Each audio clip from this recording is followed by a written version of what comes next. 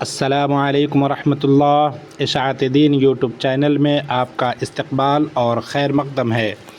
اشاعت دین YouTube channel کو اگر ابھی تک کہ آپ نے سبسکرائب نہیں کیا ہے تو سبسکرائب کر لیں اور اپنے دوستوں کو بھی شیئر کر دیں۔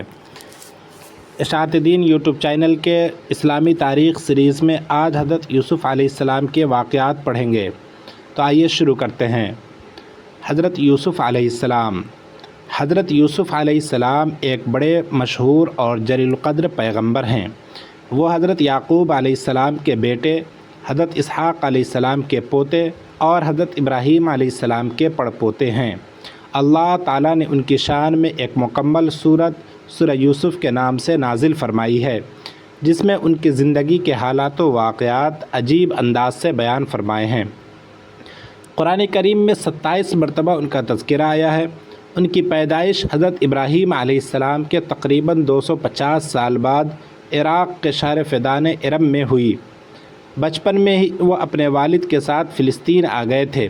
ان کے 11 بھائیوں میں بنیامین کے علاوہ باقی سب سوتیلے بھائی تھے۔ والد حضرت یعقوب علیہ السلام آپ سے بے حد محبت کرتے تھے۔ کسی بھی وقت ان کی جدائی کو گوارا نہ تھی، کیونکہ شروع ہی سے ان کی فطری صلاحیت دوسرے بھائیوں کے مقابلے میں بالکل ممتاز اور روز روشن کی طرح ظاہر تھی۔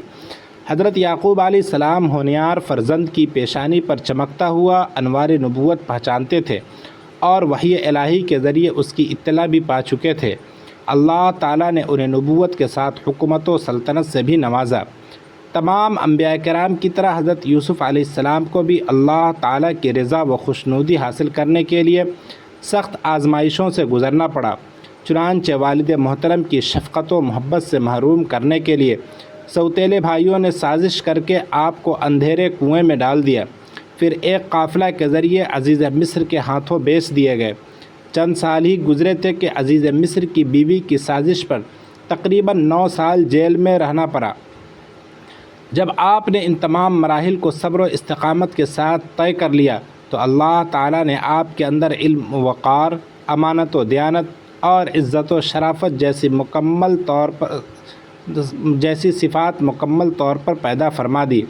آپ کے اس صبر و استقامت کی بنا پر بچھڑے ہوئے بھائیوں کو ملا دیا، والد کی گئی ہوئی بینائی واپس کر دی اور ان سب سے بڑھ کر آپ کو جیل خانے سے نکال کر نبوت و حکومت سے بھی سرفراز فرما دیا۔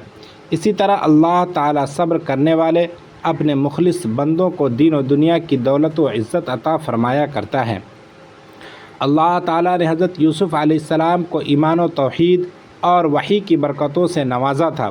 اگرچہ شروع میں مال و دولت، دنیاوی ترقی اور شہری زندگی انہیں حاصل نہیں تھی اور دیہات کی سادہ اور بے تکلف زندگی گزارتے تھے، مگر قدرت الہی کا کرشمہ دیکھیے کہ دیہات کے رہنے والے اپنی خواہش و مرضی کے بغیر مصر جیسی تہذیب و تمدن والے ملک میں پہنچ گئے اور ملک مصر میں امتحان و آزمائش کے مختلف مرحلوں سے گزرتے ہوئے وہاں کے بادشاہ کے پاس پہنچ گئے۔